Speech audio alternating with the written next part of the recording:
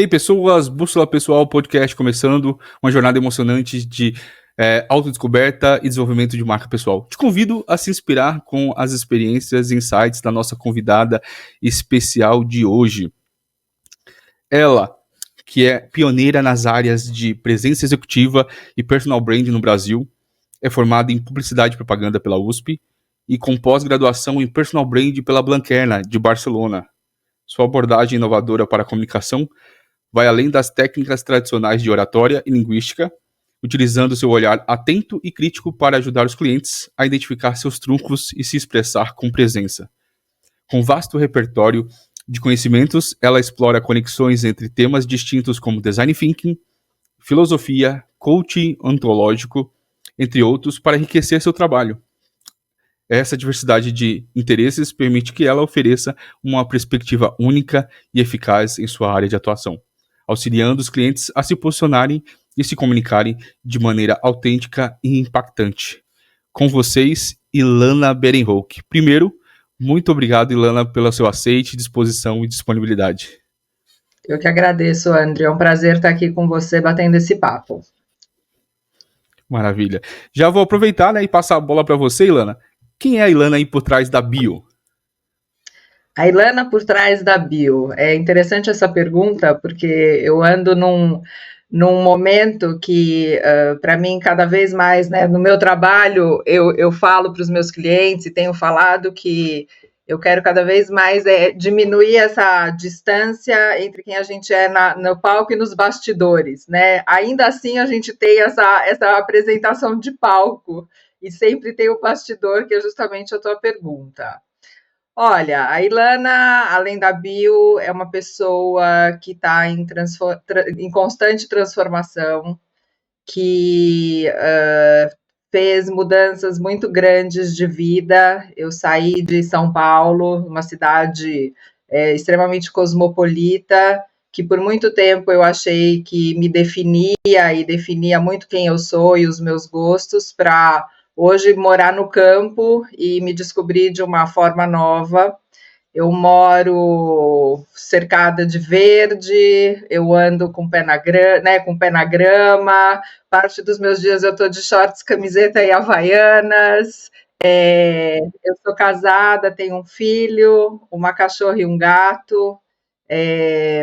Eu gosto do que eu chamo de uma vida de slow living, né? De uma vida mais desacelerada, em que eu possa apreciar o que está ao meu redor, fazer coisas para minha família. Eu gosto de cozinhar, eu gosto de comer bem, então acabei aprendendo a cozinhar e adoro usar temperos, especiarias. Gosto de um tempo para passear, fazer trilhas, andar no deserto. Eu gosto de uma vida que eu chamo... eu tenho um hashtag que é o hashtag Magic Moments. Então, eu sou uma pessoa que, quando eu esbarro, né, porque eu acho que Magic Moment a gente não planeja, a gente pode até querer planejar, mas a gente esbarra neles. Então, eu sou uma pessoa que, quanto mais eu esbarrar nos Magic Moments, mais feliz eu vou ser. Que maravilha, Ilana, que legal. E aí, entrando um pouquinho mais, eu queria saber um pouquinho quais foram as experiências aí, influências que, durante sua infância, moldaram tanto sua personalidade e visão de mundo. Olha, é interessante você fazer essa pergunta agora, e na hora que que você fez ela e a minha fala, imediatamente me fez lembrar de como eu cresci, né? Meus pais, eu sou uma família de 3 irmãs, eu sou a irmã mais velha, eu tenho 2 irmãs gêmeas mais novas que eu, gêmeas, mas completamente diferentes uma da outra, uma é loira, outra é morena, elas são bivitelinas. Meus pais sempre tiveram a família como centro da nossa vida e investiram muito nisso, né, nessa relação familiar. Eu cresci numa família muito, muito boa, né, eu tive a sorte de crescer numa família muito boa. E meu pai era químico, ele foi formado na USP e trabalhou no departamento de geologia lá um pouco, era ligado, mas depois ele teve o laboratório dele E desde pequena, meus pais, a gente de final de semana, a gente ia passear na cidade universitária. Tinha áreas da USP em São Paulo que primeiro você podia andar lá, era aberto, né? Não tinha problema de circular, não era nem restrito. E tinha uma parte perto do anfiteatro da USP que era um mato. E aí meu pai sempre de final de semana levava a gente para fazer as trilhas, que hoje eu vejo esse verde, essa natureza toda, é uma coisa que vem da infância e eu acho que essa coisa de valorizar o que é simples na vida, sabe? Sem frescura, né? Meus pais nunca tiveram frescuras e o valor das coisas estava muito mais na experiência do que né, nos objetos. Então, isso acho que é uma coisa que me marcou muito. E uma segunda coisa que me marcou muito, aí pegando esse mesmo gancho, eu lembro que enquanto todas as crianças da minha classe passavam os finais de semana no Guarujá, no litoral de São Paulo, eu passava em Ubatuba. Ninguém ia para Ubatuba. As praias de Ubatuba eram desertas. Se alguém conhece Ubatuba, você pensa na Praia Grande, que é aquela grande praia do centro, não tinha ninguém. Tinha uma barraca aqui, uma ali, você catava conchinha. E então tinha uma coisa que eu acho que vem muito do meu pai, de seguir o seu próprio rumo com base nas coisas que você acredita, não importa o quê. Eu estou dando um exemplo das férias, né? Não era nem férias, porque depois a gente teve 2 fases que a gente alugou casas por alguns anos, e a gente ia todo final de semana. E para Ubatuba são 3 horas e meia de viagem. E então essa coisa de fazer as escolhas que realmente para você elas são significativas. E eu acho que isso me marcou muito, me marca muito até hoje, tanto que eu tenho, né, entre minhas não é nem frases, porque na verdade é um trecho de livro favoritos. Existe um livro que se chama A Erva do Diabo, que é do Carlos Castanheda, que ele conta das experiências que ele teve com um brujo, né, com o Dom Juan no deserto lá mexicano e dos aprendizados dele. E um dos aprendizados do Dom Juan, que para mim é uma das coisas que realmente guia tudo na minha vida, todas as escolhas, o que eu faço e principalmente o que eu deixo de fazer, é que ele fala que a gente tem que escolher os caminhos que tem coração. E eu acho que isso vem da minha infância. Acho que isso é uma coisa que não foi ensinada de forma verbal, mas foi, sabe, faça assim, viva assim, mas foi ensinado pela experiência, pelas vivências que eu tive. E acho que fala muito sobre quem eu sou. Uau, que bacana, Ilana, que legal. E falando um pouquinho sobre o início da sua carreira, eu vi lá que você se formou em publicidade, da onde surgiu aí essa vontade de fazer publicidade, depois aí como você começou aí no seu início de carreira? Olha, para ser bem sincera, eu não tive vontade de fazer publicidade, porque eu cheguei na época do vestibular, né, com 17 anos de idade, e eu não tinha a menor ideia do que eu queria fazer da vida. Eu não era daquelas pessoas que falavam, eu já sei o que eu vou prestar no vestibular, eu quero ser isso, eu quero ser aquilo. Não sabia. Realmente eu não tinha a menor ideia. E por causa disso, minha mãe me inscreveu num programa de orientação vocacional da Fundação Carlos Chagas, em São Paulo, que você ia fazendo algumas atividades, acho que de autoconhecimento, eu nem lembro muito bem como era o processo, eu lembro o final do processo. Aí você ia estudando sobre as profissões e tudo, e aí no final você meio que, né, você ia afunilando para ver para qual direção você iria. Eu escolhi 3. Uma na área de humanas, uma na área de exatas e uma na área de biológicas. Oh. Então era computação, oceanografia ou publicidade. E aí eu optei por publicidade. Eu fui para a área de comunicação. Eu tenho uma tia que trabalhou anos na Editora Abril, ela muitas vezes me levava para o trabalho dela e eu via aquela coisa de redação e tudo. Então tinha uma coisa nessa área de comunicação, tudo que eu achava meio sedutora, né? Isso era um lado. Mas não é porque eu achava que aí né, eu tinha um talento, ou eu queria fazer aquilo. Eu realmente caí como de paraquedas na faculdade, e isso ficou muito claro para mim no primeiro ano, que a gente tinha aulas, todas né, estudei na Escola de Comunicações e Artes da USP, na ECA, e aí a gente, no primeiro ano, todo mundo ia para o auditório, então era relações públicas, publicidade, propaganda, rádio, TV, cinema, jornalismo, todo mundo sentava juntos para assistir aquelas aulas que eu falo, que pena que os professores eram chatos e eu era tão nova para não ter aproveitado, que eram teorias da comunicação, que hoje eu acho que eu estaria assim, falando, uau, né? Foi muito cedo.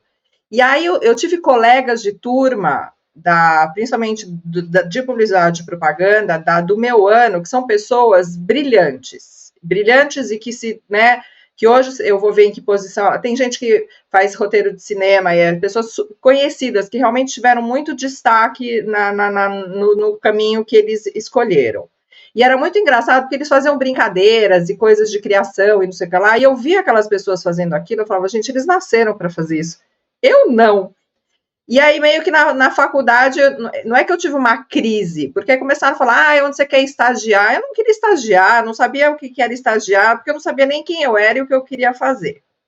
Nessa época, minha tia, essa mesma minha tia que me levava na Editora Abril, reencontrou uma amiga que morava nos Estados Unidos, que trabalhava como consultora de imagem. Ninguém nunca tinha ouvido falar isso no Brasil. E aí ela ganhou de presente uma consultoria e veio para falar, essa tia irmã da minha mãe. E ela veio contar para minha mãe, toda empolgada, que ela ganhou de presente uma consultoria, e ela descobriu que cores ficavam bem nela, e qual estilo ela tinha, e o que vestia melhor o tipo físico dela. Eu estou falando uma coisa que hoje em dia todo mundo fala, isso aqui, todo mundo, né? Mas imagina que eu estou falando de 1990, mais ou menos. Ninguém nunca tinha ouvido falar nisso. E eu também não era uma pessoa que amava moda ou roupa, não dava muita bola. Mas eu sempre gostei da coisa estética. Eu sou muito ligada à estética. Eu gosto de arte, eu gosto de coisas visuais, isso me estimula bastante. Eu falo que quando eu preciso fazer terapia, o meu estado de flow é fazer coisas de design, de criação. Me joga no Canva, eu sou um ser feliz fazendo coisas estéticas. Eu adoro. É flow para mim, eu relaxo, desconecto, né? Entro no estado de mindfulness total com essas coisas. E aí minha mãe resolveu fazer essa tal de análise de cores naquela época, e ela fazia um negócio bem manual, ela fazia uma cartela super personalizada, passava 3.000 cores para ver qual ficava bem na pessoa. Eu não tinha o que fazer, falei, ai mãe, acho que eu vou com você. Eu devia ter 17 para 18 anos, porque foi a época que eu entrei na faculdade. E aí, minha mãe foi fazer a análise, a gente foi no apartamento onde ela estava hospedada, porque ela morava nos Estados Unidos, mas tinha vindo passar uma temporada no Brasil, e aí ela começou a fazer essa tal da análise de cores, passando aqueles pedaços de cor no rosto da minha mãe, e eu vendo a minha mãe se transformar com aquilo. E aí, quando eu olhava para as cores da minha mãe, mentalmente falava, eu acho que essa ficou melhor, e eu via que eram as mesmas cores que ela escolhia. E pela primeira vez na vida, Andrew, eu falei, é isso que eu quero fazer pelo resto da minha vida. Eu nunca tinha tido essa sensação. E aí tem um fator aí, que tudo isso que eu estou falando parece muito fácil, mas que ele era um complicador bem grande. Eu era extremamente tímida. Eu tinha vergonha de gente. Eu não falava, né, eu tenho 53 anos, então eu tô falando aí de anos atrás, quando você queria ir ao cinema, não tinha internet para você ver que horas o filme começa, e você nem comprava o ingresso pela internet. Você ligava e tinha uma bilheteira, alguém na bilheteria que falava alô, né? Dessa época que eu tô falando. Eu tinha vergonha de ligar e perguntar que horas o filme começa. Era nesse grau. Eu cheguei em casa e falei, pai, e meu pai sempre foi essa pessoa dos empurrões para as coisas que você não tinha a menor evidência se iam dar certo ou não. Falei, pai, eu descobri o que eu quero fazer pelo resto da minha vida. Ele falou, então liga para ela e fala que você quer fazer um estágio. eu liguei, venci a minha timidez, e aí fui fazer um estágio que era ir todo dia depois da faculdade na casa, no apartamento onde ela estava, e ver ela atender as pessoas. E aí eu decidi que eu queria estudar consultoria de imagem. Fui para os Estados Unidos, não tinha nada no Brasil, voltei e comecei a trabalhar com isso em 1994, né? Então, das pessoas que ainda trabalham, né? Hoje em dia eu não trabalho com consultoria de imagem diretamente, eu dou cursos para quem trabalha na área, eu uso o tema da imagem dentro do meu trabalho, mas eu não faço consultoria. Mas eu fui uma das pessoas que ainda tem conexão com esse tema, eu sou uma das pioneiras, né, que estão no mercado hoje. E aí, trabalhando com consultoria de imagem, eu me dei conta que faltava alguma coisa. Porque as pessoas falavam, eu quero uma imagem XYZ, mas elas não pensavam no antes. Como elas chegaram nisso? E aí eu comecei a falar, o que está faltando uma peça aí de quebra-cabeça? Eu preciso trabalhar o antes. Que na época eu nem sabia que o nome era pensar num posicionamento de uma forma consciente. Eu sou muito boa de Google. As pessoas riem, eu tenho essa fama, André, eu sou boa de Google. Me põe para pesquisar uma coisa, eu chego em coisas que eu nem sabia que existiam. Eu vou lá, ponho uma palavra, vai. Descobri uma coisa que na época chamava-se tanto de personal branding quanto de self-branding. E o nome que existia era o William Arruda, que hoje em dia é a referência global no tema. Para quem estuda e trabalha com personal branding, o William Arruda é a pessoa, né? Ele é colaborador da Forbes, ele tem vários livros, realmente ativo, né? E com um reconhecimento, uma reputação global. E aí eu comecei a seguir, fui fazer uma formação com ele. Isso, ninguém falava desse tema. E eu comecei a misturar a consultoria de imagem com o personal branding. Era uma época que eu era colaboradora da Você S.A., comecei a escrever sobre isso. Lá em 2001, 2002, nem lembro que ano era isso, mas realmente muito tempo atrás. E aí eu entendi que faltava, que para trabalhar a imagem eu precisava trabalhar uma reflexão de posicionamento. E foi como eu comecei a navegar pelo personal branding. Li muitos livros, mas não tinha muita coisa para estudar como tem hoje, não tinha cursos, nada. E aí, nessas minhas coisas de Google maníaca, descobri que ia ter a primeira turma de pós-graduação em personal branding em Blanquerna, na Espanha. E eu me inscrevi e participei da primeira turma do curso de pós-graduação na Espanha. E foi a primeira vez que eu encontrei outras pessoas que falavam sobre esse tema. Legal. E aí foi quando, né? Aí eu meio que migrei da consultoria de imagem para o personal branding, mas também saí do personal branding para a presença executiva. Que bacana, uau! Que legal, Ilona. E aí, falando um pouquinho mais desses conceitos, você, tanto da sua jornada aí, né? Começando de publicidade, não sabia, caiu de paraquedas lá, acabou por um acaso, né? Indo acompanhando sua mãe e falou, uau, brilhou seus olhos, falou assim, eu vou fazer isso. E aí, sempre curiosa, que é claro para você aí, sempre curiosa, buscando, querendo se aperfeiçoar. Quais que você julga aí que foram momentos cruciais aí que impactaram significativamente a sua trajetória, tanto pessoal quanto profissional? Que você considera aí que foram momentos de viradas ou pontos de inflexão nessa sua jornada até agora? Olha, eu acho assim, eu acho que não é tanto um ponto, mas uma questão que eu já falei, eu vou voltar a ela, mas eu vejo como ela é muito importante, é a figura do meu pai na minha vida, porque eu lembro, eu era muito nova quando eu fui para Nova York estudar consultoria de imagem. Ninguém falava sobre esse trabalho. Não tinha essa coisa de não ter menor evidência que vai dar certo. Né, enquanto meu pai era essa pessoa que fala, vai filha, faz. Minha mãe falava, você tem certeza? Você acha que? Mas será que vai dar certo? Então, essa presença em várias decisões fundamentais da minha vida, do meu pai, sempre falando, vai e faz, é fundamental. Essa figura do meu pai sempre foi muito forte na minha vida, com essa pessoa do segue em frente, faz, vai, experimenta.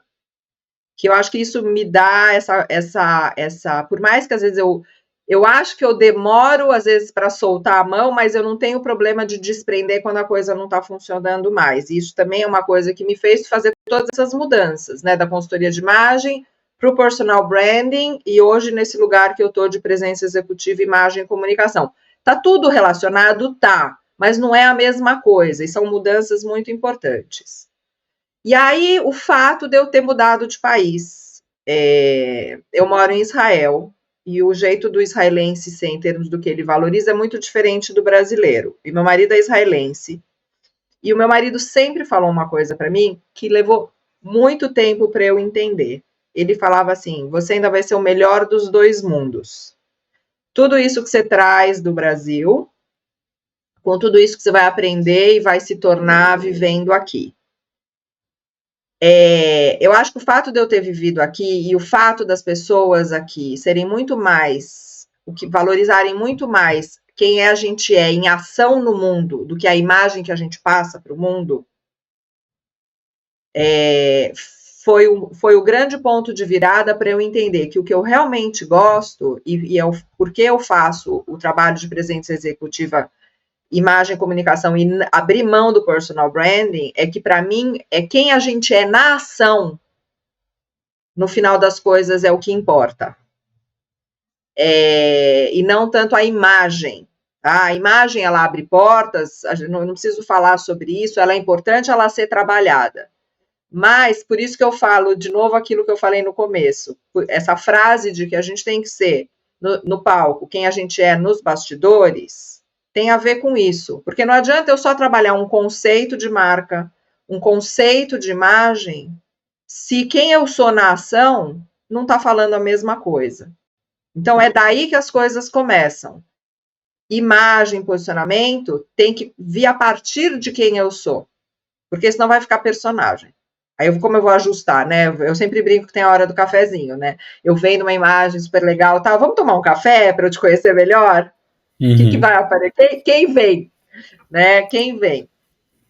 Verdade. E aí esse ponto que você colocou, Ilana, é muito interessante, que é justamente ter essa...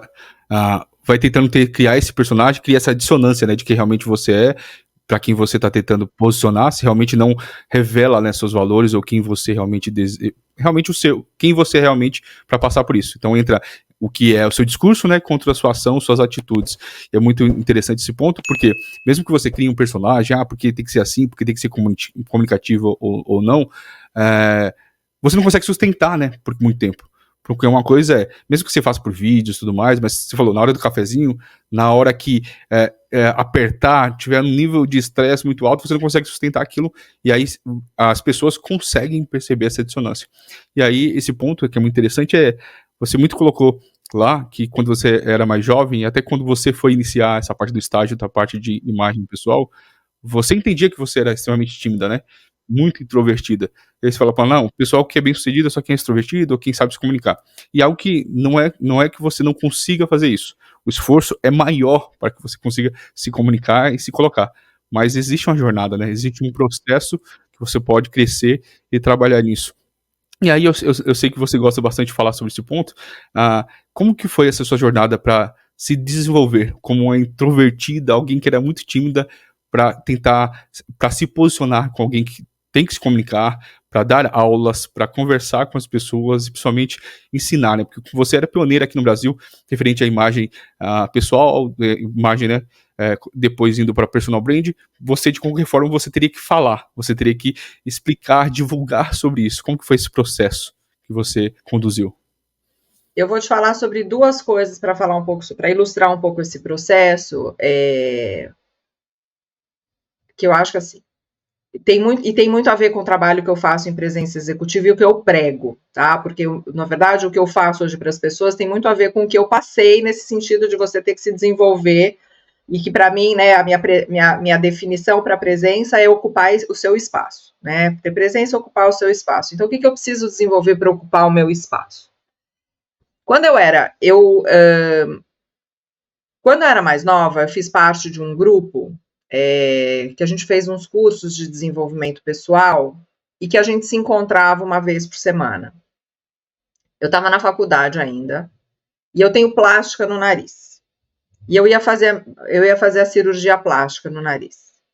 Eu tinha um nariz, né, super longo, desproporcional ao meu rosto. E tinha uma pessoa nesse grupo que escutou alguém falar que eu ia fazer plástica no meu nariz. E ela veio toda preocupada a falar comigo. E é interessante, né? Como eu falei para você, eu gosto da coisa estética e tudo. Gosto muito de arte. E ela era uma marchand, ela trabalhava com artes plásticas. Nunca mais tive contato com ela. E ela virou para mim e falou assim: Ilana, você, pelo amor de Deus, você não mexe nesse rosto. Você tem o rosto do Modigliani, que é o pintor, né, italiano, que pinta mulheres com rostos alongados e narizes longos, e por coincidência é o pintor favorito da minha mãe, então eu tinha livros e livros do Modigliani na minha casa, então eu sabia muito bem sobre o que ela estava falando. E eu morava num prédio, e as minhas amigas de infância, todas tinham o nariz das pinturas das meninas do Renoir, que era aquele narizinho. Na hora que ela falou isso para mim, eu entendi onde estava a minha beleza. Eu não me achava bonita se eu me comparava com elas. Mas quando eu entendi que eu tinha a beleza do Modigliani, eu falei, agora eu entendi. E eu tô trazendo isso porque tem muito a ver com você se desenvolver, você tem que entender. Talvez você não tenha aquilo que o outro tem, seja aquilo que o outro é. A gente tende muito a olhar para fora e se comparar, e aí a gente olha para esse lugar da falta, o que eu não sou, o que eu não tenho, o que eu não consigo, porque o outro tem, ele é e ele consegue. Mas a partir do momento que você fala, talvez eu não tenha aquilo, mas o que eu tenho é isso, e isso se transforma numa força, eu brinco, né, que as pessoas chegam até a porta e não entram. Você começa a entrar, passar pela porta e ocupar os teus espaços, porque você tem essa clareza do que você traz. Você talvez não, você tenha a clareza do que você não é, mas você põe um valor fundamental naquilo que você é. Isso te dá segurança, que eu acho que foi uma segurança que eu comecei a ganhar no entendimento, nesse autoconhecimento, né? Que por mais que eu fosse extremamente introvertida, tímida, tivesse medo de gente, né? Eu comecei a ver valor em mim, que me fez parar e falar, mas por que não? Por que não me mostrar? Por que não? E aí eu comecei a me experimentar de outras formas, que eu acho que isso é uma outra coisa fundamental para a gente se desenvolver. A gente não parar num conceito que a gente é uma coisa, né? O que eu sou uma característica. E existe um filósofo chileno que eu gosto bastante, que é o Humberto Maturana, que eu estava fazendo, na minha formação de coaching ontológico, a gente estudou ele, que ele fala que o exemplo que a minha professora deu foi o seguinte: a gente não, eu vou falar nas minhas palavras, não na dele, mas é uma derivação do que eu aprendi do que ele fala. Que ele fala assim: não existe o amor, existe o amar. E eu vou fazer um paralelo. Não existe eu sou tímida. Eu sou tímida quando eu estou sendo tímida, quando eu me coloco numa situação que ela me trava. Agora, tem outras situações que eu não tenho essa trava. Então, a gente não é uma coisa. A gente é quando a gente, na ação, está manifestando aquela característica.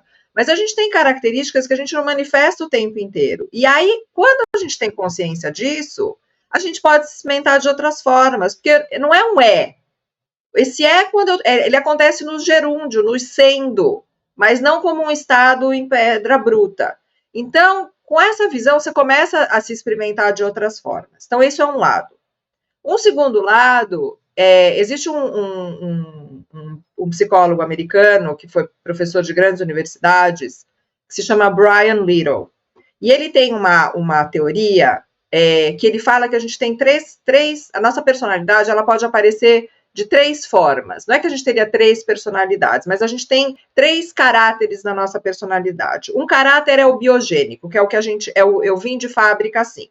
Então, talvez eu tenha vindo de fábrica introvertida. O segundo é o sociogênico, que é o meio, tá? Então, e de repente eu cresci num prédio, né, que eu tinha essas meninas todas de Renoir, eu me sentia constrangida, então isso meio que colaborou para eu ficar nesse lugar fechado quando eu me comparava com elas. Mas tem um terceiro fator, que é o que ele chama de idiogênico, e que eu acho ele maravilhoso, que é como os nossos projetos de vida, aqueles que realmente são fundamentais para nós, faz com que a gente saia desse lugar do eu sou, porque aquilo é tão importante para a gente que a gente vai além e aí a gente se desenvolve. Então, quando eu entrei na coisa da consultoria de imagem, eu estava tão apaixonada por aquilo que eu me joguei. E aí eu fui aprendendo a falar em público, eu fui aprendendo, e aí eu fui me soltando. Eu amo falar em público hoje.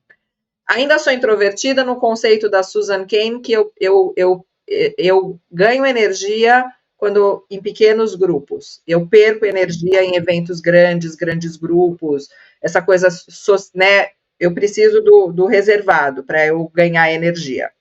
Ainda sou, isso não mudou. Vim de fábrica assim. Mas me posiciono de uma forma diferente. A minha presença é outra. Que bacana. Dos pontos que você colocou aí, então realmente o autoconhecimento é a chave, né? Entender realmente quem você é e a sua paixão, da onde você quer. Que aí, desses 3 pontos, muito interessantes que você falou sobre o psicólogo Brian, que é esses 3 pontos, né? Como você veio de fábrica, qual meio que te interagiu, e aí a gente tem que tomar também esse cuidado do meio, que é o nível de comparação, né? Não ficar se comparando, mas sim entendendo, porque aí você entra no nível de autoconhecimento, sabendo de como você veio de fábrica, como as pessoas são e como você entendendo qual é o seu projeto de vida, o que você quer seguir, você vai saber realmente a trajetória que você tem que percorrer, né? Qual o processo que você tem que fazer para que você consiga se tornar, né? Esse eu indo além realmente desse ponto, e aí até vai ao encontro aí do que o seu marido fala, né, você ser o melhor dos 2 mundos, né, você brasileira em Israel, e aí você também entendendo, eu sou paraibano aqui em São Paulo, então eu posso também unir esses 2 mundos, entender, se eu posso trazer essa parte do cultural, né, de quem eu sou, e realmente não me comparar ou me auto-sabotar, justamente porque eu sempre vejo o meio como as pessoas sendo melhor do que a gente, mas a gente entender realmente nosso valor. Esse ponto, uau. E aí, pessoal, se essa conversa não tá te inspirando ou não tá repercutindo em você, né, eu vou te convidar aí pro famoso Triple C. Curte, comenta e compartilha. Curte porque nunca te custa nada. Comenta, eu quero saber o que você tá achando e, claro, compartilha isso, que eu sei que você tem alguém que quer ouvir esse episódio de hoje. E, claro, vou te convidar, se inscreva no canal. E para não perder os próximos episódios, ative o sininho. E, Lana, um dos pontos que eu também sempre pergunto aí pros convidados é falar um pouquinho dos seus valores. Quais são aqueles valores, né, que te guiam tanto na sua vida pessoal quanto profissional? Olha, valores é um dos temas que eu até tenho um curso sobre ele, da relação de como o valor dos valores, né? Como a gente usa os nossos valores, olha para os nossos valores e usa eles no nosso posicionamento. Então é um tema, eu estudo bastante sobre ele e eu acho que assim, quando você tem essa clareza dos valores, as escolhas ficam bem mais fáceis, inclusive. Mas eu tenho muito forte 2 valores que, na verdade, fazem parte do mesmo, mas são que se chama autodireção na vida. E existem 2 tipos, né, de autodireção. Você pode ter autodireção de ação e autodireção de pensamento. Então, ter liberdade para pensar do jeito que eu penso, viver meu caminho, fazer minhas escolhas, que envolve, né, independência, liberdade, coragem, que eu acho que fez, né? Quando a gente vê eu escolher profissões que ninguém nunca tinha tido, ninguém falava sobre elas, mudar de país, né? Você vê, né? Valor precisa, a gente precisa, ele não pode ser aspiracional, né? Eu sempre falo, você quer saber se é aspiracional ou realmente é o valor? Vamos ver o que você vive, como você vive tua vida e de que forma esses valores aparecem. E é uma coisa que eu prego muito para os meus clientes, né? Eu sou muito. Eu não acho que existe uma verdade só, não acho que existe certo, errado. é a verdade daquele indivíduo, se ela funciona para ele, ótimo, né? Eu acho que para mim eu quero dar para o outro a liberdade dele ser quem ele é, para que ele dê a liberdade para eu ser quem eu sou. Para mim isso é uma coisa muito importante. A não ser que o que ele quer envolva a destruição de outras pessoas. Aí eu tenho essa liberdade é o limite. Mas as pessoas acreditam no que elas acreditam, isso não é meu assunto, isso é assunto delas, né? E aí usar os meus valores mesmo para eu atrair as pessoas que falam a mesma língua que eu. Isso também é uma coisa muito importante, né? Esse sentimento de pertencimento a um grupo que eu tenho afinidade é um valor muito importante também para mim. Então, acho que são esses os meus valores. Olha, Ana, que bacana. E aí, eu queria também falar com você, como você considera aí importante, você falando sobre tanto imagem pessoal, né, a parte de na jornada aí de personal branding, e até mesmo agora que você está nesse ponto, se posicionando, falando sobre presença, e você fala aí que é ocupar o seu lugar, qual que você considera a importância da comunicação em todo esse trajeto, né? Para você se posicionar, para você mostrar a sua marca, né, ou até mesmo sua presença, qual a importância da comunicação em tudo isso? Quando eu falo comunicação, não só verbalizado, né, não só essa parte, mas como um todo. Olha,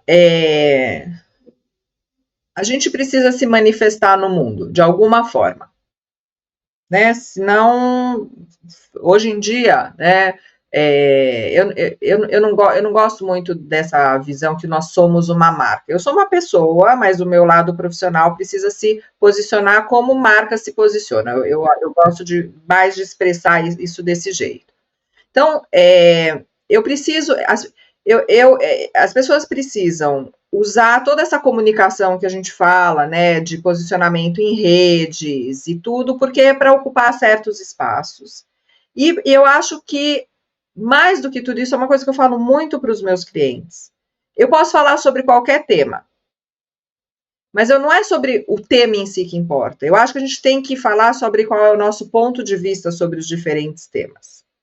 E usar os diferentes canais, né, de comunicação que existem aí, para trazer temas que fazem parte do nosso universo de interesse, que se conectam com os nossos valores e falar o que a gente pensa deles, não o que as pessoas querem escutar, tá? Porque eu acho que esse é o jeito mais autêntico da gente ser no mundo, né? E a partir do nosso ponto de vista, gerar reflexões e usar isso também como uma forma de atrair pessoas, né, para o nosso ecossistema e a partir daí estabelecer diálogos, criar novas conexões, aumentar o networking, que podem gerar grandes oportunidades. Então, eu acho que a comunicação ela é fundamental. E também, né, desde uma comunicação verbal para você, né, tem pessoas que têm mais dificuldade de se expressar e justamente a gente vive num mundo hoje em que existe um espaço para muitas vozes, para diferentes tipos de vozes, diferente de muito tempo atrás que existiam algumas vozes dominantes. Então, é uma pena a gente não se aproveitar disso e não ocupar esse espaço. E a comunicação é fundamental aí. Ela vai dizer quem a gente é, para o que a gente veio, o que a gente acredita, o que a gente propõe, o que a gente oferece. Então, é uma área fundamental na gestão, né, da nossa marca pessoal, da nossa carreira e da nossa vida mesmo, mais do que isso. Uau, o ponto que você colocou aqui que eu achei... o ponto que você colocou aqui eu achei muito interessante, Ilana, que é justamente isso, né? Muitas vezes a gente fala assim, correr atrás de gerar conteúdo, ou tentar se conectar com o público e tudo mais, na perspectiva do que eles desejam. Mas aí o que você colocou aqui é muito interessante. Qual é o seu ponto de vista sobre tais temas, sobre qual é o seu projeto de vida, o que você segue? Isso eu acho que é muito interessante. E aí você levantou um ponto aqui que eu queria até comentar com você sobre a questão sobre ser autêntico, né? Autenticidade. Qual é o seu conceito sobre essa questão de autenticidade? Porque hoje muito se fala sobre autenticidade, mas eu ainda acho que as pessoas ainda não entenderam a fundo do que se trata isso. As pessoas pensam que a autenticidade é você falar o que vem na sua telha, na sua mente e tudo mais, e eles não consideram nesse meio tempo aí algumas coisas básicas, como respeito, educação, porque você ser grosseiro, né, não quer dizer que você é autêntico. Você simplesmente é mal educado. Esse tema da autenticidade é super longo, porque também é um dos temas sobre os quais eu me debruço. Eu tenho até uma aula sobre isso, até outro dia eu fiz um webinar sobre isso, porque se você vai olhar tanto para filosofia quanto para psicologia, você tem diferentes definições, então são definições sem fim. Então, por exemplo, o Brian Little, que eu falei aqui um pouco antes, né? Eu poderia dizer que, se eu vim de fábrica com essas características, se eu estou agindo fora do meu papel, que é o termo que ele usa, será que eu estou sendo inautêntico? Né? Então, né? Então, falar qualquer coisa é ser autêntico. Eu falo o que eu penso, não importa o quê, né? Então, eu acho que existem muitas variáveis aí nessa questão de autenticidade. Ser parecido, ser quem eu sou no palco, nos bastidores, talvez isso para mim seja uma coisa de autenticidade. Eu acho que é mais fácil ser assim na vida, eu acho que tem a ver com a autenticidade. Eu acho que para mim a autenticidade tem muito a ver com isso, com ser no palco quem eu sou nos bastidores, mas sabendo que nem tudo que eu sou nos bastidores eu vou trazer para o palco. Bom, é isso. Que é um pouco disso, eu falo o que eu penso, porque eu vivo em sociedade, eu vivo com pessoas, e tudo que eu falo e tudo que eu faço impacta. Então, se eu não for consciente em relação a isso e não considerar isso, eu posso me prejudicar. Então, eu não preciso, né, na minha casa, às vezes, eu perco a paciência com meu filho. Isso é uma coisa boa para eu trazer? É autêntico? Fala muito sobre mim? Fala, mas será que isso vai para o palco? Então, eu acho que tem isso. E tem uma outra coisa de autenticidade que eu acho que ela é emocional. Eu acho que quando você está ser autêntico também é uma coisa que você falar alguma coisa ou fazer alguma coisa sentindo no fundinho do coração que aquilo realmente fala sobre você. Eu acho que também tem esse lado emocional, comportamental da autenticidade, que para mim ele é muito importante, não se sentir uma fraude, não se sentir representando um papel. E a gente falou das redes sociais, né? As pessoas lá, por causa, eu falo desse ser supremo que ninguém nunca viu, chamado algoritmo, representam papéis que, no fundo, não são quem elas são. Eu acho, para mim, esse lugar não é confortável de estar. Eu não sei estar nesse lugar. Entendi. E o ponto que você colocou, eu realmente concordo com essa questão aí de justamente ter essa integralidade, né? De que ser quem você é, tanto no palco quanto você no pessoal. E aí o que eu falo com o pessoal, as pessoas também, realmente, quem eu dou aula e tudo mais, e minhas consultorias às vezes as redes sociais, né, como você se posiciona em alguma plataforma, em alguma mídia, são apenas recortes de quem você é. Mas ela precisa ser autêntico de quem você é, entendeu? Então, às vezes a pessoa te conhece via uma plataforma, interessante, quando ela te chama tipo café, ela vai descobrir mais, então aquilo ali é você, mas ela vai descobrir um pouco mais, né, vai cavar mais a fundo, e falar, nossa, além do que ele mostra ali na rede, ele também é isso, ele também é um marido, ele também é um pai, então você vai conhecendo outras camadas, né, que a gente vê. E aí o ponto que você colocou muito interessante às vezes as pessoas querem colocar tudo, né, expor tudo na rede, e muitas vezes você tem que pensar estrategicamente para ver se realmente é esse posicionamento que você quer colocar, e se faz sentido. Não, é você, sim, mas também não faz sentido, e muitas vezes as pessoas estão cada vez mais aí entrando nesse ponto de vulnerabilidade, né, de se expor e tudo mais, mas muitas vezes, dependendo do que for, tá muito banalizado. Então as pessoas estão criando historinhas, tudo mais, para ver porque é a forma de se conectar, né, com uma certa massa, com certas pessoas. Mas a gente consegue notar que mesmo aquele nível de você ser vulnerável ainda é muito superficial. Então existe você ser vulnerável com pessoas próximas, com o seu ciclo, né, de rede social um pouco menor, maior, mas também, às vezes na rede, a rede não é seu psicólogo, a rede não é sua base de amigos, então você tem que entender que plataforma e como se posicionar nelas, né? Desculpa que eu te interrompi, mas o que é muito interessante, porque o conceito da vulnerabilidade, quem trouxe ele foi a Brené Brown, e é no livro A Coragem de Ser Imperfeito.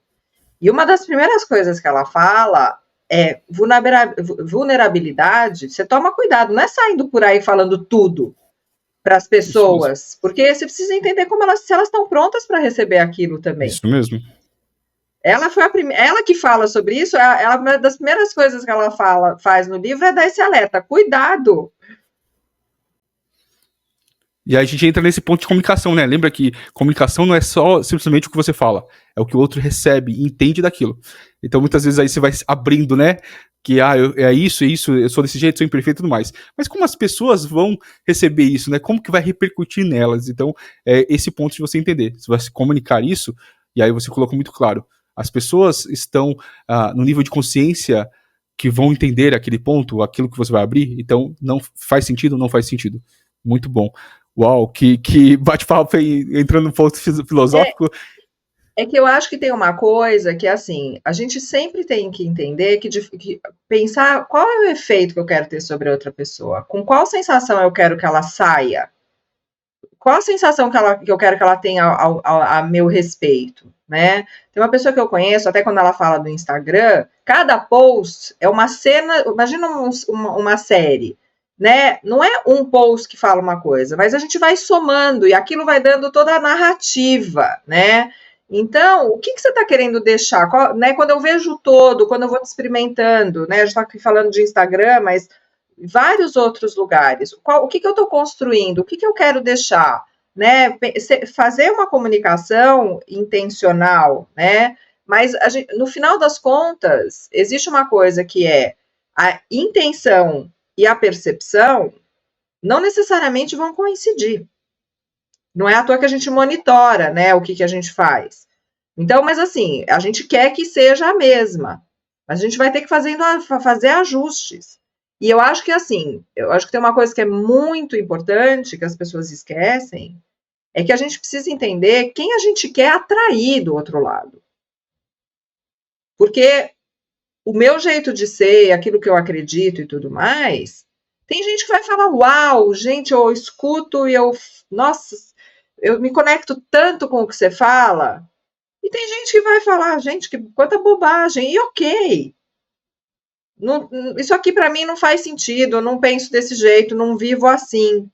Então, para mim, eu sempre falo, eu acho que o nosso papel, a primeira coisa que a gente tem que pensar é quem eu escolho ser a pessoa que me segue, quem eu quero que esteja lá. Quem eu quero que esteja, né? Com quem eu quero estabelecer diálogo. E aí você inverte, né? Você inverte essa o jogo, coisa, né?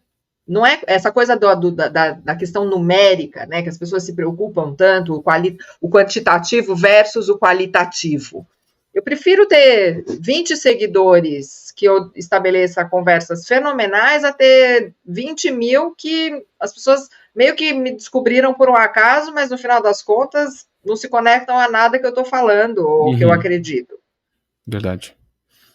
E aí, desse ponto que você levantou, Ilana, que é justamente essa, muitas vezes não está em sintonia, né, entre a intenção e a percepção, e aí vai muito em contra daquele ponto do personal branding, né, por isso que é branding, ING, né, que é algo que você vai sempre fazendo uma gestão constante, não é algo que você já montou, criou o personagem e deixou lá pronto, estático, parado numa vitrine, não, é algo que você vai tentando com a sua comunicação e vendo se os emissores ou aquelas pessoas que você quer atrair estão percebendo, né, a intenção junto com a percepção, se faz sentido. E aí você vai fazer aquele ajuste fino, né? Pra ver se, opa, aqui estão percebendo diferente, a minha intenção é essa, ou se faz sentido eu seguir por esse lado ou não. Muito bom, muito bom. Ilana, e aí eu vou para um ponto de quadro especial aqui do podcast, que é justamente aí, falando pro convidado aí, quais são as indicações que ele tem. Aí a gente vai além, tá?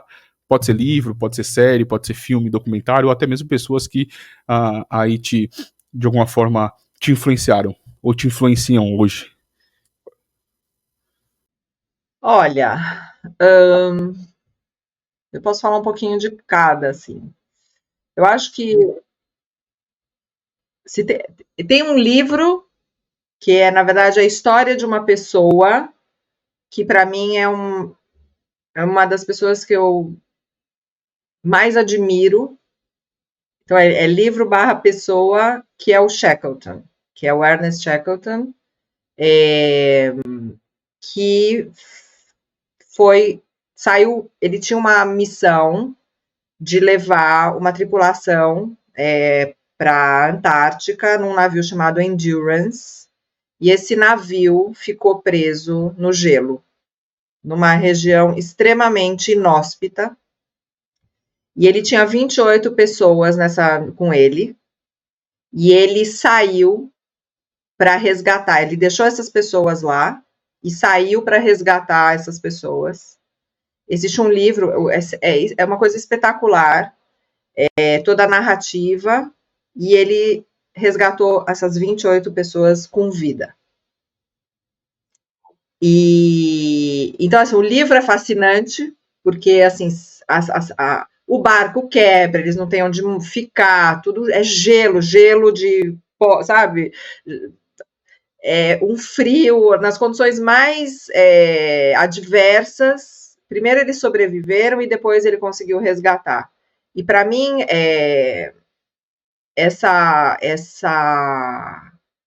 esse comprometimento dele, sabe?